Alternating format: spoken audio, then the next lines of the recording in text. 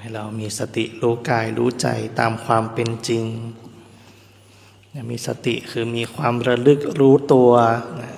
เมื่อระลึกเมื่อรู้ตัวถึงจะเรียกว่าสัมมาสติสัมมาสติต้องประกอบด้วยอาการของสัมปชัญญะคือความรู้ตัวและสติเหมือนที่กล่าวไว้ในบทของมหาสติปัฏฐานสูตรอาตาปีสัมปชาโนสติมาวินัยะโลเกอภิชาโทมนัสสังเป็นผู้มีความเพียรเครื่องเผากิเลสเนี่ยแสดงว่ามีสัมมาวายามะอยู่ด้วยมีความเพียรชอบอยู่ด้วยอาตาปีสัมปชาโนสัมปชาโนก็คือเป็นผู้มีสัมปชัญญะเป็นผู้มีความรู้ตัวอยู่สติมาก็คือเป็นผู้มีสติคือมีความระลึกอยู่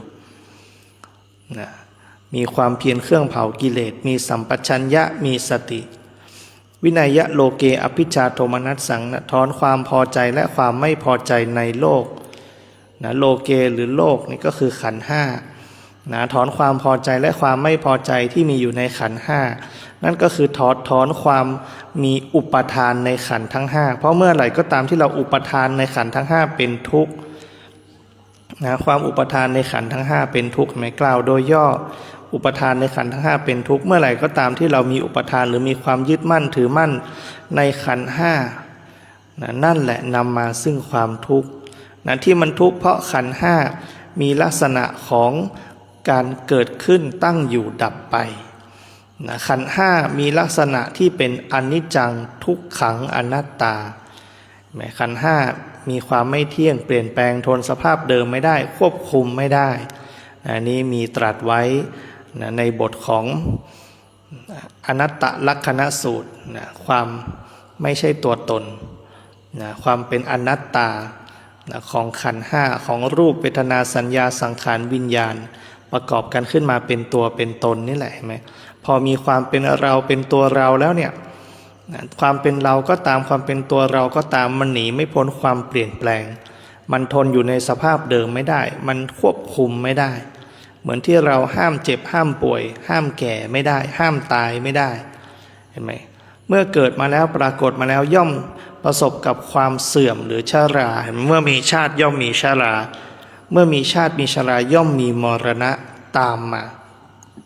ทำไมชาติชรามรณะเป็นลักษณะที่มันเกิดปรากฏขึ้นในขันธ์ห้าในเราในเขาทั้งภายในทั้งภายนอกเหมือนกันทั้งหมด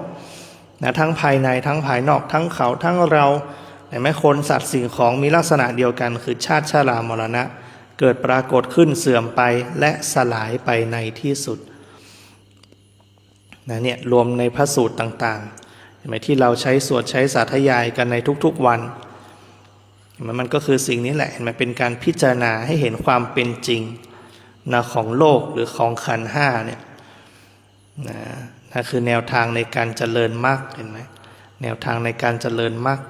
เพื่อให้รู้ว่าอะไรเป็นทุกข์อะไรเป็นเหตุแห่งทุกข์อะไรคือการดับทุกข์ได้เห็นไหมเมื่อรู้แล้วว่าอุปทานในขันธ์ทั้งห้าเป็นทุกข์เห็นไหมด้วยการเจริญมรรคเห็นไหมด้วยการมีสติคอยระลึกคอยรู้ตัว